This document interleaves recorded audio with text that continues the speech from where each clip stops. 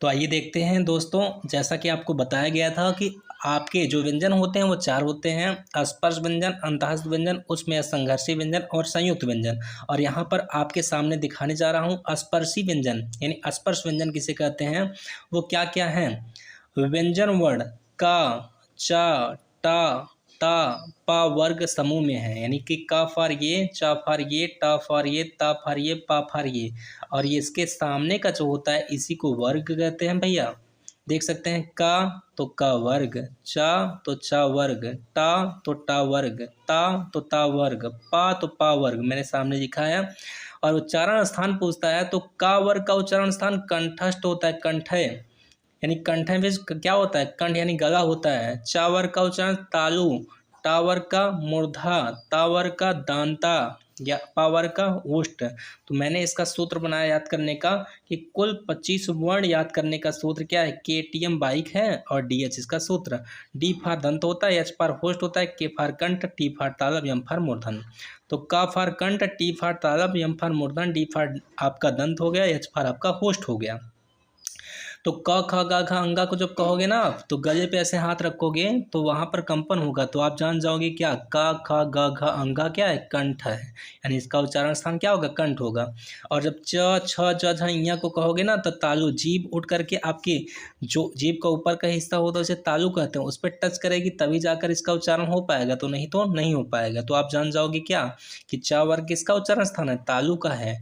आगे ट ठ ड ढ अड़ा, टा वर्ग, मूर्धा, मूर्धा मीन्स क्या, जीभ मुड़ करके ऊपर तालु में टच करेगी तो टा वर्ग का उच्चारण होगा, नहीं तो नहीं हो पाएगा। करके देखो, ट ठ ड ढ अड़ा, जीभ रोटेट हो रही है फिर जाकर तालु में टच कर रही है। ता वर्ग का उच्चारण दंती, यानी कि जब तक जीभ दांत में नहीं टच करेगी तब तक त थ द ध नहीं कह पाओगे। नहीं कह के देखिए आप, त थ द ध न, जीभ आपकी कहाँ टच कर रही है, जीभ आपकी दांत में टच कर रही है, तब जा करके इसका उच्चारण हो पा रहा है। आगे है हमारा प फ ब भ म, पा वर्ग किसका है, ओष्ठ, यानी कि जब तक ऊपर का होंठ और नीचे का होंठ दोनों टच नहीं करेगा तब तक प फ ब भ म नहीं कह सकते। नहीं कह के देखिए आप।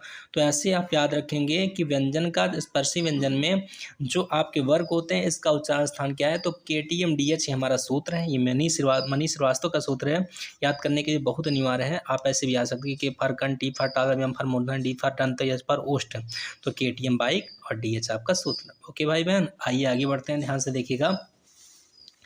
आगे आपके सामने मैंने लिखा है और समझाने का प्रयास कर रहा हूँ आपको कि अंतःस्थ व्यंजन कितने होते हैं। अंतःस्थ व्यंजन जैसा कि आप देखें य, र, ला, वा, जिसको लुंठित और पार्श्विक भी कहते हैं, मैं आपको आगे समझाऊंगा। आगे है उसमें या संघर्षी व्यंजन। उसमें या संघर्षी व्यंजन क्या होते हैं, स, ख, स, ह, ये आपको होते हैं, ये है नहीं है, सॉरी ये ह है, I am very very sorry, यह है। और संयुक्त व्यंजन छत्रंज्ञा। अब इससे क्वेश्चन बहुत अच्छा पूछता है कि 4 4 8 4 3 12, अब इनका निर्माण पूछेगा, संयुक्त व्यंजनों का निर्माण कहाँ से होता है, तो हम जानते रहेंगे, क्या जानते रहेंगे, संयुक्त व्यंजनों का निर्माण कैसे जानेंगे, हम जानते रहेंगे। आइए भाइयों स्टार्ट करते हैं। आगे का टॉपिक है अंतःस्थ व्यंजन। ये अंतःस्थ व्यंजन क्या होते हैं, कितने होते हैं, य, र, ला, वा, यानी 4 हमारे अंतःस्थ होते हैं। उसमें संघर्षी व्यंजन, जिनका उच्चारण करने में उष्मा बाहर आती है, गर्म हवाएं या संघर्ष करना पड़ता है, उसे उसमें संघर्षी कहते हैं। जैसे स, ख, स, ह। संयुक्त व्यंजन 4 होते हैं, छ, त्रंग, ज्ञ और श, यानी संयुक्त में किसी से मिलकर बने। अब किससे मिलकर बने, एग्जाम में पूछता है, इसीलिए यहाँ बताया हूँ, ध्यान से देखेंगे कि संयुक्त व्यंजनों का निर्माण, सबसे पहले ये समझिए कि अंतःस्थ व्यंजन कितने, 4, उसमें संघर्षी कितने, 4, संयुक्त कितने, 4। ये बहुत पूछता है कि अंतःस्थ व्यंजन कितने होते हैं, तो 4, कौन कौन से, या, रा, ला, वा। उसमें संघर्षी व्यंजन कितने, 4, कौन कौन से, स, ख, स, ह। संयुक्त व्यंजन कितने, छ, त्रंग, ज्ञ, ष्ट, ये कितने, 4। आगे देखेंगे संयुक्त व्यंजनों का निर्माण, तो छ, त्रंग, ज्ञ और श किससे मिलकर बना है, छत्र, क और श से मिलकर छत्र बना है, त्र, ता और र से, ज्ञ, ज और इ से, श, स और र से, यानी ये 4 बहुत ही महत्वपूर्ण है, पूछता भी है कि क्वेश्चन में दे देगा ऑप्शन में, त्र किससे मिलकर बना है, तो आप बताएंगे त और र से। उच्चारण करने में समझ में आ रहा है, त्र फार तारा, न, श्र फार स्तर, और यही का नहीं मारा है, तो इसको समझेंगे कैसे, जब क्या की स्पेलिंग लिखेंगे ना जे, तो जे आएगा, तो इस हिसाब से GNA, तो आप समझ जे फर जा यानी फर आपका इया। आगे क्वेश्चन बहुत पूछता है कि इससे क्या कहेंगे, इससे क्या कहेंगे और इससे क्या कहेंगे, तो हम ध्यान से देखेंगे। इसे कहते हैं तालब दिशा, इसे कहते हैं मूर्धन सा, इसे कहते हैं दंती सा। और हम पढ़ते क्या है, स ख स ह, लेकिन इसका उच्चारण स्थान से पूछे या वास्तविक नाम क्या है, तो इसे कहेंगे तालब सा, इसे कहेंगे मूर्धन्य सा, इसे कहेंगे दंती सा। आगे देखेंगे कहा गया है, ये आपको कोई नहीं बताएगा, और ये आपको मनीष श्रीवास्तव बता रहे हैं। वर्ण और अक्षर में अंतर, आप ये जानते हो कि वर्ण भी एक चीज़ है, अक्षर भी एक चीज़ है, लेकिन आप ये जानो कि वर्ण में क्या अंतर है और अक्षर में क्या अंतर है। जैसे लिख दिया जाए सुनीता, तो सुनीता अक्षर है, तो अक्षर कितने हैं सुनीता में, एक ये अक्षर हो गया, एक ये अक्षर हो गया, एक ये अक्षर, यानी ता एक अक्षर, नी एक अक्षर, सु एक अक्षर, तो यानी 3 अक्षर हैं। पर ये पूछे कितने वर्ण हैं, तो जब तक इसका वर्ण विच्छेद नहीं करोगे तब तक आप नहीं जान पाओगे। इसको वर्ण विच्छेद करिए, सा तोड़े तो कौन सा मात्रा, ऊ, तो स के बाद छोटा ऊ, फिर ना, फिर बड़ी ई, फिर ता, फिर अ।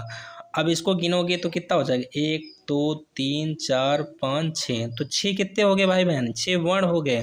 और अक्षर पूछ कितने हो गए, 3। तो यही होता है, जब वर्ण विच्छेद करने के बाद जो वर्ण मिलते हैं उन्हें वर्ण कहेंगे, और वैसे जो है उन्हें अक्षर कहेंगे। तो कोई पूछे तो बता देना कि अक्षर फार ये और वर्ण विच्छेद फार ये।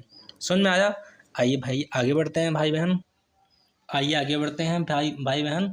कहा गया व्यंजनों का वर्गीकरण, क्लासिफिकेशन ऑफ कॉन्सोनेंट। नंबर 1 है स्पर्श व्यंजन। स्पर्श व्यंजन जैसा कि आप जानते हैं, जिन व्यंजनों के वर्णों का उच्चारण करते समय वायु की टकराहट कंठ, तालु, मूर्धा, दंता, ओष्ठा को छूती हुई निकले, वो स्पर्श व्यंजन कहलाते हैं। और आप जानते हो, मैंने आपको समझा भी दिया आगे, तो कंठ फार KTM बाइक बताए थे ना, वही चीज़ है ये, लेकिन आपको वहाँ दिखाए थे, लेकिन आप किसी को कैसे बताओगे, तो आप बता सकते हो जिन व्यंजनों के वर्णों का उच्चारण करते समय वायु की टकराहट कंठ, तालु, मूर्धा, दंता, ओष्ठ की छूती हुई निकलती है, उसे ही हम क्या कहेंगे, स्पर्श व्यंजन कहते हैं। आगे है अघोष वर्ण, बहुत पूछता है भैया, ध्यान दीजिएगा, अघोष क्या है, सघोष क्या है, तो आप टेंशन ना लीजिए, आप मनीष श्रीवास्तव के साथ हैं, 1% भी टेंशन नहीं लेनी है आपको। कहा गया है जिन व्यंजनों के उच्चारण में स्वर वायु की में कंपन नहीं होता है वे अघोष कहते हैं। अघोष मिलता है, घोष मिलता है कंपन भाई, अघोष में बिना कंपन का, जिनका उच्चारण करते समय कंपन ना हो वह आपका क्या है, अघोष है। और उस व्यंजन भी, उस व्यंजन कौन कौन से, स ख स, हा नहीं भैया, स ख स ह, यही 3, और आपके ये होते हैं अघोष। प्रत्येक वर्ण का पहला दूसरा संख्या, अब बताए थे ना पहला दूसरा, जैसे का और ख, ये पहला और दूसरा का उच्चारण करने में क्या है, कंपन नहीं हो रहा है, क ख, फिर हम कहते हैं ग घ अंगा, तो क ख यानी पहला और दूसरा पास पूरा लेकर के कहीं भी किसी वर्ण का हो, पहला और दूसरा जो आपका वर्ण होगा वो आपका अघोष होगा, यानी उसमें कंपन नहीं होगी। परंतु सघोष क्या कह रहा है, सघोष कह रहा है कि जिन वर्णों के उच्चारण में कंपन हो वह सघोष होता है, इसी को क्या कहेंगे, इसी को घोष भी कहते हैं। बड़ी कन्फ्यूजन इस बात की है कि एग्जाम में घोष दे देगा कि इसमें बताइए घोष कौन सा है, अरे बताए तो थे सर जी सघोष अघोष, इसमें घोष दे दिया, तो भैया वही चीज है ना, सघोषई को घोष कहते हैं, जिन वर्णों के उच्चारण में कंपन हो वो सघोष वर्ण कहते हैं। और सारे अंतःस्थ व्यंजन भी सघोष होते हैं, देखो घोष लिखे ना, घोष को ही सघोष, असघोष को ही घोष कहते हैं। और प्रत्येक वर्ण का तीसरा चौथा पांचवा वर्ण संख्या 20 होती है, पूरा ध्यान दीजिएगा। इसे सामने लिख भी दिए हैं कि सघोष कितने होते हैं भैया, अघोष कितने होते हैं भैया, तो अघोष पार 13, सघोष पार 20, और अघोष में आपका पहला और दूसरा, और सघोष में तीसरा चौथा पांचवा। तो तीसरा चौथा पांचवा क्या है, क को पढ़े ख पढ़े, क खा हो गया आपका अघोष, ग घ अंगा फार सघोष, सघोष में कंपन और अघोष में बिना कंपन। समझ में आ रहा है ना, आएगा, बस ध्यान दीजिएगा। आगे देखते हैं ध्यान से, आगे है आपका, कहता है अल्प प्राण क्या है, अल्प में होता है थोड़ा सा, और प्राण में होता है भैया ध्वनि या हवा, महाप्राण में होता है ज्यादा, प्राण में हवा।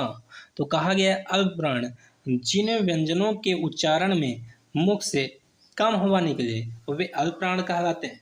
प्रत्येक वर्ण का पहला तीसरा पांचवा अंतःस्थ व्यंजन ये सब हमारे अल्प प्राण होते हैं, यानी 135 याद करिए, 1 थर्ड, फाइव। पहला, तीसरा, पांचवा। जैसे का के बाद खा छोड़ दो, गा, फिर घा को छोड़ दो, फिर अंगा, का, गा और अंगा, ये आपके अल्प प्राण है। महाप्राण, जिन व्यंजनों के उच्चारण में मुख से अधिक हवा निकले उसे हम महाप्राण कहते हैं। जैसे प्रत्येक वर्ण का दूसरा और चौथा यानी 24, 135 याद रखिए और 24 याद रखिए, उस व्यंजन 14 आपके ये महाप्राण हो गए। अब इसको प्रैक्टिकल करके देखिए, जैसे कहते हैं का, ख, ग, घ, अंगा, तो का कहने में कम हवा, ख कहने में ज़्यादा, ग कहने में कम हवा, घ कहने में ज़्यादा, अंगा कहने में कम हवा। तो क, ख, ग, घ, अंगा। तो दूसरा चौथा क्या है? महाप्राण। और पहला, दूसरा, पांचवा, पहला, तीसरा, पांचवा क्या है? अल्पप्राण। तो आइए देखिए, बहुत ही मोस्ट इंपॉर्टेंट मैंने लिखा है, इसको ध्यान दीजिएगा। कभी भी आपसे कोई पूछ सकता है, एग्जाम में भी आ सकता है, एंट्रेंस एग्जाम बीएड का जैसा कि आपका चल भी रहा है, कि हिंदी फारसी, हिंदी किस भाषा का शब्द है? तो हिंदी फारसी भाषा का शब्द है। क्या है? फारसी भाषा का शब्द। इसके इतिहास के बारे में एक दिन बात करूंगा, बताऊंगा आपको कि हिंदी कहाँ से बना। जैसे सिंध का होता है सिंधी, लेकिन सिंध लोग आए तो क्या कहे? सिंध लोग हिंदू कह दिए, हिंदू से बन गया हिंदी। ठीक है, सिंधी हिंदी। तो वही चीज़ है, इसके इतिहास में बताऊंगा आपको। आगे है पत्रकारिता दिवस कब मनाया जाता है? तो पत्रकारिता दिवस 30 मई को मनाया जाता है, जो कि बहुत इंपॉर्टेंट, बार बार पूछने वाला क्वेश्चन है। आगे देखते हैं ध्यान से। कहा है राजभाषा हिंदी को 14 सितंबर 1949 को स्वीकार किया गया। क्वेश्चन पूछ लेगा कि राजभाषा हिंदी को कब स्वीकार किया गया? 14 सितंबर 1949 को आपकी राजभाषा हिंदी को स्वीकार किया गया। आगे है भारतीय संविधान के अनुच्छेद कितने में इसका उल्लेख किया गया है? तो आप बता सकते हो, भारतीय संविधान के अनुच्छेद 343 में यह उल्लेख है कि भारत की भाषा राजभाषा हिंदी होगी और लिपि क्या होगी? देवनागरी। बहुत पूछता है भाई बहन कि हिंदी की कौन सी लिपि है? हिंदी देवनागरी लिपि है। ठीक है, इसको ध्यान दीजिएगा। इस अनुच्छेद में 343 कब? 1949, 14 सितंबर 1949, अनुच्छेद 343 देवनागरी लिपि है। ठीक है, आइए देखते हैं आगे। पूछा है स्पर्श व्यंजन के सूत्र याद करने की क्या है? जैसे आप याद कैसे करोगे? तो ये सूत्र अगर याद करोगे तो बहुत अच्छा है, क्योंकि इसमें सब छिपा है, स्वर भी छिपा है, व्यंजन भी छिपा है। कंठ, तालु, मूर्धा, दंथा, ओष्ठा, बहुत इंपॉर्टेंट सूत्र है भैया। अकुह विसर्ग नियाना नाम कंठ, ईचु ईचु यसानाम तालु, टीटु तिटुर असनाम मूर्धा, ऋतु रसानाम दंता, उपुप माध्यमिया नाम ओष्ठव। ये आपके 5 हैं। केटीएम बाई जो मैंने बताया वो भी सूत्र अच्छा है और ये भी सूत्र अच्छा है। जो आपका मन के आप वो याद करिए, आपके लिए बहुत अनिवार्य है। लेकिन दोनों में अंतर क्या है? केटीएम डीएचए है वो सिर्फ व्यंजन के लिए है, लेकिन ये जो है आपके स्वर में भी है और व्यंजन में भी है। यानी स्वर का भी उच्चारण स्थान इसी में है, छिपा है, और आपका व्यंजन का छिपा है। तो ये भी बहुत अनिवार्य है। अगर आप इसको याद कर सकते हैं तो इसको भी याद कर सकते हैं।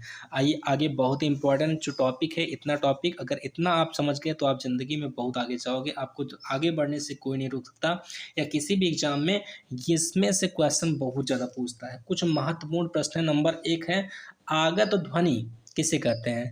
तो व्यंजन में ज और फ को आगत ध्वनि कहते हैं। अर्ध स्वर किसे कहते हैं? या और व को अर्ध स्वर कहते हैं।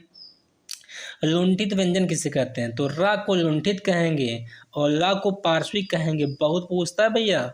लुंठित व्यंजन र और पार्श्विक व्यंजन ल। उच्छिप्त या दुगुण क्या है? ड़ और ढ। ये उच्छिप्त, इसके नीचे बिंदी है तो जान जाओ तुरंत क्या है? उच्छिप्त और द्विगुण। कुल व्यंजनों की संख्या कितनी है? 41 है। कुल व्यंजनों की संख्या कितनी? 41 है। मूल व्यंजनों की संख्या 33। इसको समझो भैया। कुल अगर पूछे, जैसे उसमें स्वर में क्या पूछा था? कुल। अगर कुल स्वर पूछे तो 13 और मुख्य रूप से पूछे तो 11। ठीक वैसे इसमें क्या है? कुल व्यंजन पूछे तो 41, अब मुख्य व्यंजन पूछे तो कितनी है? मूल व्यंजन 33 है। आसपास व्यंजनों की संख्या कितनी है? 25 है। अंतःस्थ की कितनी है? अंतःस्थ व्यंजन 4। उच्चिप्त या द्विगुण व्यंजनों की संख्या 2 या 2। उष्म व्यंजनों की संख्या 4। आगत व्यंजनों की संख्या कितनी है? 2 है। संयुक्त व्यंजनों की संख्या क्या है? 4 है। और आगे है दत्योष्ठ, यानी व को दत्योष्ठ भी कहते हैं। ध्यान दीजिएगा, ये चीज़ें बहुत ही अनिवार्य हैं, बहुत ही जरूरी हैं। तो ये था हमारा आपके सामने हिंदी वर्णमाला का छोटा सा और प्यारा सा और बहुत ही महत्वपूर्ण टॉपिक, जो कि समाप्त होता है। भाई और बहनों, ये मेरा यूट्यूब पर पहला वीडियो है। मैं आपसे रिक्वेस्ट करूँगा तो थोड़ा सा सपोर्ट करें और हमें भी एक बार मौका दें।